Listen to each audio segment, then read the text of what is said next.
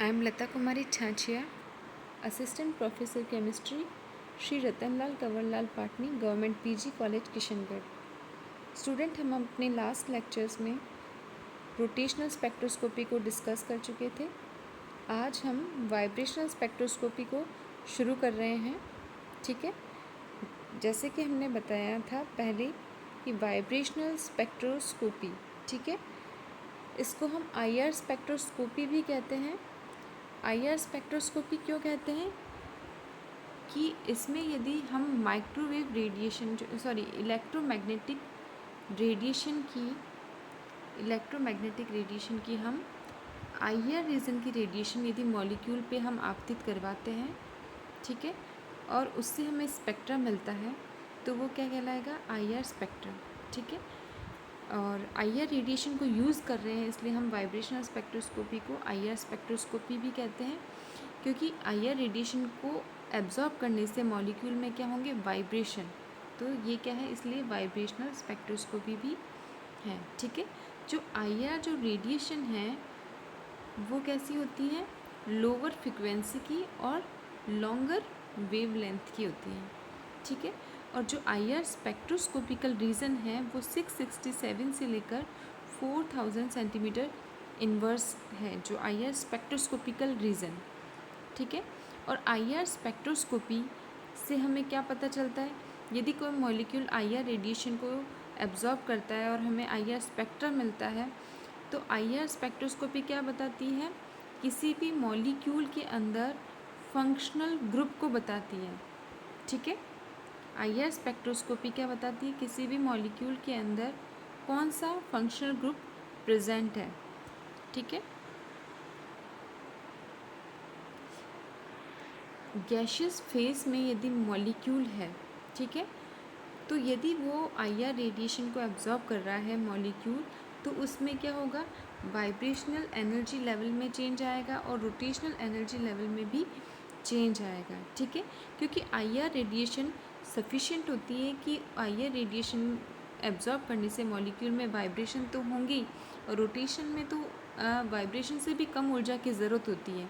ठीक है, तो वाइब्रेशन अगर होंगे तो रोटेशनल ज़रूर होंगे। ठीक है, लेकिन जो ये कॉम्बिनेशन है वाइब्रेशन और रोटेशन का जो कॉम्बिनेशन है, ठीक है, और हमें प्योर वाइब्रेशन चाहिए, रोटेशन अगर हमें नहीं चाहिए, हमें प्योर क्योंकि यदि IR रेडिएशन एब्जॉर्ब की है मॉलिक्यूल ने तो वाइब्रेशन और रोटेशन दोनों होंगे, और अगर हमको प्योर वाइब्रेशन ही चाहिए, रोटेशन नहीं चाहिए, रोटेशनल एनर्जी लेवल में चेंज नहीं चाहिए, तो हमें मॉलिक्यूल किस फॉर्म में लेना पड़ेगा, प्योर लिक्विड और या फिर सॉल्यूशन स्टेट में होगा। ठीक है, यदि मॉलिक्यूल प्योर लिक्विड या सॉल्यूशन स्टेट में है तो उसमें क्या हो जाएंगे, रोटेशन रेस्ट्रिक्ट हो जाएंगे और ओनली क्या होगा, वाइब्रेशन ही होगा।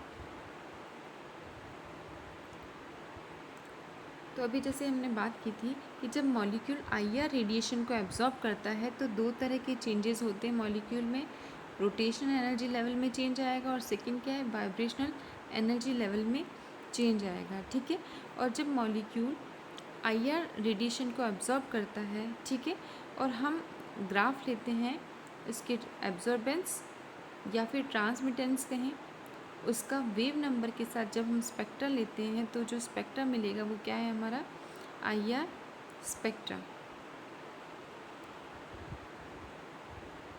Requirements of IR radiation. ठीक है, तो यदि कोई मॉलिक्यूल IR रेडिएशन एब्जॉर्ब करता है, ठीक है, तो उसके वाइब्रेशनल एनर्जी लेवल में चेंज आता है। ठीक है, लेकिन कौन से मॉलिक्यूल IR स्पेक्ट्रा देंगे, तो मॉलिक्यूल ऐसे मॉलिक्यूल जिनमें डायपोल मोमेंट अगर होगा, ठीक है, तो ही मॉलिक्यूल क्या देंगे, IR स्पेक्ट्रा। ठीक है, a permanent dipole moment is not necessary. ठीक है, ध्यान रखने वाली बात यहाँ है कि परमानेंट डायपोल मोमेंट का होना ज़रूरी नहीं है। ठीक है, क्या ज़रूरी है कि परमानेंट डायपोल मोमेंट जो मॉलिक्यूल में है उसमें चेंज इन डायपोल मोमेंट होना ज़रूरी है, नॉट परमानेंट डायपोल मोमेंट। ठीक है, चेंज इन डायपोल मोमेंट ज़रूरी है। और यदि कोई मॉलिक्यूल है वो उसमें चार्ज एटम है तो वो क्या होंगे, यदि मॉलिक्यूल में चार्ज एटम है तो वो क्या होंगे, इंटेंस एब्जॉर्प्शन शो करेंगे, ठीक है। Now degree of freedom, degree of freedom क्या है, the degree of freedom of a system is defined as the total number of coordinates to describe the position of system, ठीक है। किसी भी system की पोजीशन, ठीक है, कोई भी सिस्टम है, किसी भी सिस्टम की पोजीशन को हमको बताना है कि वो कहाँ प्रेजेंट है, ठीक है। तो उस पोजीशन को डिस्क्राइब करने के लिए जितने मिनिमम कोऑर्डिनेट्स की ज़रूरत होगी तो वो क्या है, डिग्री ऑफ फ्रीडम, ठीक है। अब कोई मॉलिक्यूल यदि स्पेस में है तो हमें उस मॉलिक्यूल की, ये मॉलिक्यूल हम कहें उसको सिस्टम कह दें, तो उस मॉलिक्यूल की हमें पोजीशन अगर बतानी है तो हमें पता होना चाहिए कि वो मॉलिक्यूल एक्स एक्सिस से कितने डिस्टेंस पे है, वाई एक्सिस से वो मॉलिक्यूल कितने डिस्टेंस पे है, और जेड एक्सिस से वो मॉलिक्यूल कितने डिस्टेंस पे है। यदि हमें ये एक्स, वाई और जेड कोऑर्डिनेट्स का पता चल जाए तो हम इस मॉलिक्यूल की क्या बता सकते हैं, पोजीशन, ठीक है। यदि मॉलिक्यूल की एक्स एक्सिस से पोजीशन, वाई एक्सिस से पोजीशन और जेड एक्सिस से हमें पता चल जाए कि वो कितने डिस्टेंस पे है तो हम क्या बता सकते हैं कि मॉलिक्यूल स्पेस में कहाँ स्थित है, ठीक है। तो ये क्या है, उसकी degree of freedom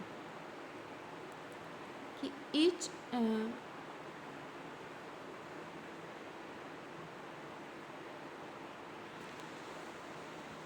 each atom is assigned a set of x, y, z coordinates and can move in all three dimensions. Hence, atom has 3 degree of freedom, ठीक है। कि ये मैंने भी बताया कि मिनिमम तीन x, y, z कोऑर्डिनेट्स की ज़रूरत होती है किसी भी मॉलिक्यूल की पोजीशन को डिस्क्राइब करने के लिए, ठीक है। यदि कोई मॉलिक्यूल है उसमें क्या है, n एटम्स, किसी भी मॉलिक्यूल के अंदर क्या है, n एटम प्रेजेंट है, ठीक है, तो उसकी डिग्री ऑफ फ्रीडम कितनी हो जाएगी, 3n, ठीक है। 3 तो कोऑर्डिनेट्स और जितने नंबर ऑफ एटम है वो उसकी क्या हो जाएगी, डिग्री ऑफ फ्रीडम। तो डिग्री ऑफ फ्रीडम कितना हुआ, 3n, ठीक है। और ये 3n किसके इक्वल है, उसके ट्रांसलेशन मोड, रोटेशनल मोड और वाइब्रेशनल मोड के इक्वल, ठीक है। और यदि किसी भी मॉलिक्यूल के अंदर जो ट्रांसलेशन मोशन की बात करें, ट्रांसलेशन यानी स्थानांतरण, यदि मॉलिक्यूल थोड़ा सा भी शिफ्ट होता है तो उसके तीनों कोऑर्डिनेट्स क्या हो जाएंगी, चेंज हो जाएंगे। तीनों कोऑर्डिनेट्स में चेंज आएगा, एक्स, वाई और जेड। यदि मॉलिक्यूल ने अपनी स्थिति में थोड़ा सा भी चेंज कर दिया है, थोड़ा सा भी वो शिफ्ट हो गया है, तो उसके तीनों कोऑर्डिनेट्स में क्या होगा, चेंज आएगा, ठीक है। तो इसलिए किसी भी मॉलिक्यूल के अंदर ट्रांसलेशन जो मोड हैं वो कितने होंगे, 3 होंगे, ऑलवेज 3 होंगे, ठीक है। तो 3 degree of freedom for translation motion, ठीक है। तो हमें ट्रांसलेशन तो पता चल गया किसी भी मॉलिक्यूल के अंदर 3 होंगे, ठीक है। तो अगर हम 3n-3 कर दें तो हमें रोटेशन और वाइब्रेशन का पता चल जाएगा, ठीक है। अगर हमने 3n-3 यानी ट्रांसलेशन मोशन को हमने हटा दिया तो रेस्ट हमें क्या मिल गया, रोटेशनल प्लस वाइब्रेशन। किसी भी मॉलिक्यूल के अंदर हमें यदि रोटेशनल और वाइब्रेशन मोशन का पता करना है तो हम क्या करेंगे, 3n-3। कोई भी लीनियर अगर मॉलिक्यूल है, ठीक है, तो उसके लिए रोटेशनल जो मोशन है वो कितने रहेंगे, 2। और कोई यदि नॉन लीनियर मॉलिक्यूल है उसके लिए रोटेशनल मोशन कितने रहेंगे, 3, ठीक है। क्योंकि यदि लीनियर मॉलिक्यूल है, यदि कोई molecule, A B molecule linear molecule है और वो यदि अपनी एक्सिस पे ही रोटेट होता है तो यहाँ पर कोई सापेक्ष नहीं, यदि मॉलिक्यूल अपने एक्सिस पे ही रोटेट हो जाएगा तो मॉलिक्यूल के रोटेशन का नहीं पता चलेगा। और यदि मॉलिक्यूल यदि रोटेशन हो रहा है उसकी खुद की एक्सिस पे नहीं होके, ठीक है, ये मानो यदि मैं एक्स कह रही हूँ, ठीक है, बॉन्ड एक्सिस, ठीक है, उस एक्सिस पे रोटेट हो रहा है तो वो कंसिडर नहीं होगा। लेकिन यदि वो वाई एक्सिस, ठीक है, इसके परपेंडिकुलर यदि वाई एक्सिस पे मॉलिक्यूल ये रोटेट हो रहा है तो क्या होगा, कंसिडर करेंगे हम उसको। और यदि मॉलिक्यूल में जेड एक्सिस में रोटेशन हो रहा है, ठीक है, जेड एक्सिस ऊपर की तरफ यदि बात करूँ मॉलिक्यूल यदि ए से ऊपर की तरफ से रोटेट हो रहा है, ये प्लेन में रोटेट हो रहा है, ये एक्स प्लेन में है, ये वाई प्लेन में है और ये जेड क्या है ऊपर की तरफ, ठीक है। ये सेल फोन के ऊपर की बात कर रही हूँ मैं, ऊपर की तरफ, ठीक है। तो यदि मॉलिक्यूल ए भी कोई मॉलिक्यूल अपने एक्सिस पे अगर रोटेट हो रहा है तो हम उसे कंसिडर नहीं करेंगे, ठीक है। और यदि वो एक्स एक्सिस ये प्लेन में है, मोबाइल के प्लेन में, और इसी प्लेन में ये वाई एक्सिस, ठीक है, वाई एक्सिस के सापेक्ष यदि मॉलिक्यूल रोटेट हो रहा है तो कंसिडर करेंगे उसको। और यदि वो जेड एक्सिस, ठीक है, मोबाइल से ऊपर की तरफ बात करें तो ऊपर की तरफ ए मॉलिक्यूल घूम के नीचे की तरफ आ रहा है, ठीक है, जेड एक्सिस के थ्रू, तो इसको भी कंसिडर करेंगे।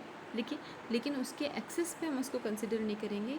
इसलिए लीनियर मॉलिक्यूल में यदि रोटेशन होगा तो रोटेशनल मोशन कितना होगा उसका, ऑलवेज कितना रहेगा, 2 ही रहेगा, ठीक है।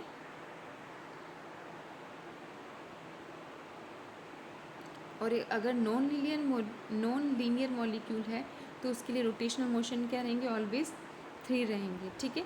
और अगर हमें ओनली वाइब्रेशन मोड चाहिए किसी भी लीनियर मॉलिक्यूल की बात करें और उसमें कितने वाइब्रेशनल मोड पॉसिबल हैं तो वो होंगे 3n-5।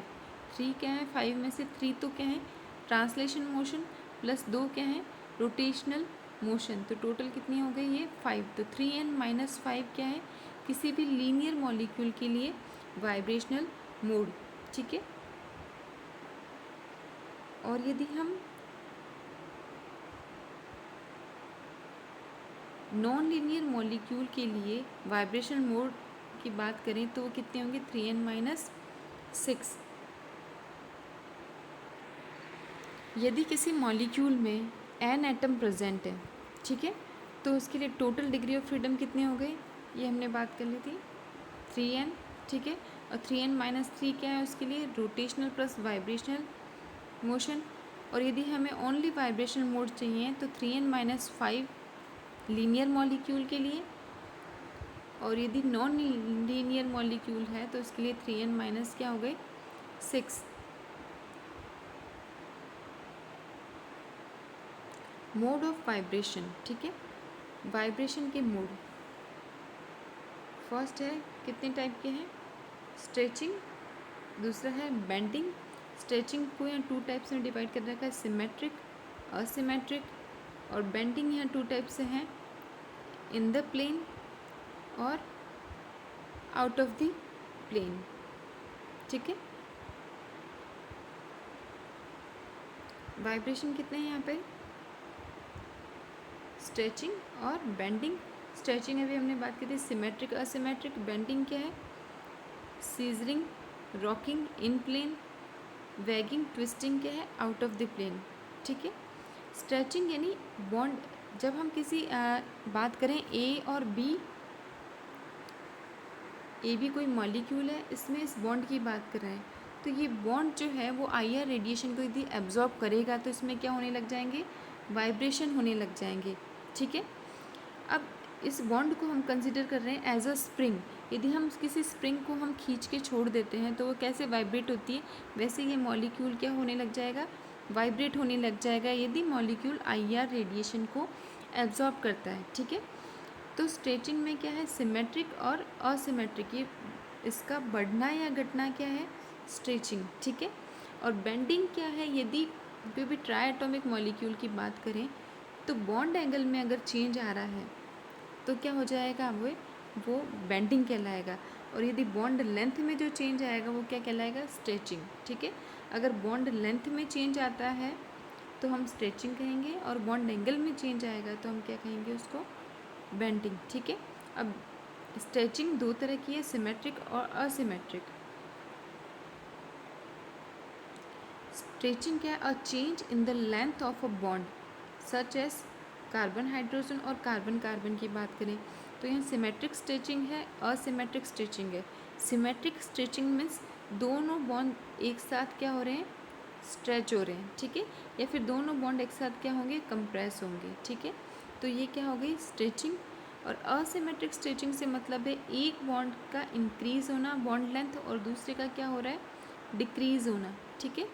यानी यहाँ सिमेट्रिक नहीं होके क्या हो रही है, असिमेट्रिक स्टिचिंग हो रही है, ठीक है। तो ये क्या है, स्टिचिंग के दोनों टाइप है, सिमेट्रिक और असिमेट्रिक। नेक्स्ट मूव करेंगे हम बेंडिंग। बेंडिंग में अभी बात की थी मैंने कि बेंडिंग में क्या होगा, change in the angle between two bonds such as the carbon से दो हाइड्रोजन अटैच हैं, तो उसके बॉन्ड एंगल की बात कर रहे हैं, ठीक है। एक तो इन प्लेन, ठीक है, और दूसरा क्या, out of the plane. In plane दो तरह के हैं, रॉकिंग और बी क्या है, सीजरिंग, ठीक है। रॉकिंग में यदि बात करूं तो एक प्लेन की बात कर रही हूँ, ठीक है। ये जो सेल फोन है वो क्या है, एक प्लेन है, ठीक है। एक प्लेन के अंदर जो दोनों एटम हैं, या हम कार्बन हाइड्रोजन के बीच की बात कर रहे हैं, तो ये जो दोनों एटम हैं इस प्लेन में एक साथ एक तरफ मूव कर रहे हैं, तो हम क्या करें, रॉकिंग कर रहे हैं। एक साथ एक तरफ मूव कर रहे हैं तो ये क्या कर रहे हैं, रॉकिंग कर रहे हैं, ठीक है। और सीजरिंग, यदि सीजर लाइक कैंची की नुमा, ठीक है, कैंची नुमा में एक साथ दोनों एक दूसरे को अप्रोच कर रहे हैं, एक दूसरे के पास में आ रहे हैं, या दोनों एक दूसरे से दूर जा रहे हैं, ठीक है। तो वो क्या हो गया, सीजरिंग वाइब्रेशन, जो प्लेन में चल रहा है। एक ही प्लेन के अंदर मॉलिक्यूल क्या हो रहे हैं, एक साथ यदि एक दूसरे से दूर जा रहे, एक साथ एक तरफ जा रहे हैं या एक साथ दूसरी तरफ जा रहे हैं तो उसको रॉकिंग कहेंगे। और एक दूसरे के पास में आ रहे हैं या एक दूसरे से दूर जा रहे हैं तो हम क्या कहेंगे, कैंची नुमा। तो ये क्या हो गया, सीजरिंग। सेकंड है out of the plane vibration, ठीक है। तो आउट ऑफ द प्लेन में क्या है, वैगिंग एंड ट्विस्टिंग, ठीक है। यदि मोबाइल को मैं एक प्लेन मान लूँ, ठीक है, तो प्लेन के ऊपर और नीचे की बात हो रही है, ठीक है। यदि जो दोनों एटम हैं उस इस मोबाइल से ऊपर एक साथ ऊपर जा रहे हैं और इस मोबाइल के एक साथ नीचे की तरफ जा रहे हैं। मोबाइल एक प्लेन है, प्लेन के ऊपर और प्लेन के नीचे जाना मॉलिक्यूल्स का, और वो भी क्या, एक साथ, ठीक है। ये एक साथ दोनों क्या हो रहे हैं, ऊपर आ रहे हैं, और एक साथ दोनों ही क्या जा रहे हैं, नीचे जा रहे हैं मॉलिक्यूल। तो ये क्या कहलाएगा, हमारा वैगिंग, ठीक है। और सेकंड क्या है, ट्विस्टिंग। ट्विस्टिंग में क्या होगा, यदि एक मॉलिक्यूल एक बार में एक मॉलिक्यूल इस मोबाइल के ऊपर है, ठीक है, इसको पॉजिटिव साइन से दिखा रखा है, और मोबाइल क्या है, प्लेन, और एक बार इस मोबाइल के नीचे, ठीक है, इस प्लेन के नीचे की तरफ, ठीक है। और इस तरह से ट्विस्ट कर रहे हैं कि एक मॉलिक्यूल एक बार में ऊपर, फिर दूसरा मॉलिक्यूल नीचे है, तो दूसरी बार में जो ऊपर था वो मॉलिक्यूल मोबाइल के नीचे, और जो नीचे था वो मॉलिक्यूल ऊपर आ रहा है। तो इस तरह से यदि ट्विस्टिंग हो रही है तो इसे क्या बोलेंगे हम, ट्विस्टिंग वाइब्रेशन, ठीक है। तो ये हमने क्या पढ़ा, मोड ऑफ वाइब्रेशन।